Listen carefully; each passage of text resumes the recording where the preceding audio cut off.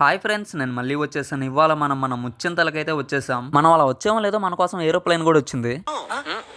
గజాల గారు ట్రైన్ ఎక్కినప్పటి నుంచి చూస్తున్నారా వాడి చేష్టలు, వాడి బిల్డప్ను.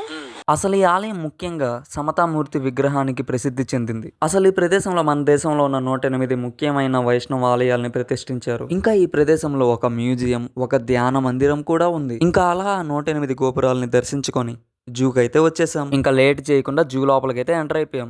అదిగో తాబేలు, అదిగో కోతి. అది కోతేనా? కామెంట్ చేయండి. ఇది ఇంకో రకమైన కోతి. ఏ కెమెరా కనబడగానే నేను దాంకుంటున్నావు. ఇక్కడ కొంగలు కూడా ఉన్నాయి బాస్. హల్లో నెమలి. ఈ పిల్లి చూడండి అటు సైడ్ తిరిగి పొనుకోంది. ఇంకపోతే ఈ జిరాఫీ గాడు మనం వీడియో తీసేటానికి చూసి మరీ అట్ట తిరిగాడు. ఈ రైనో గాడు కూడా.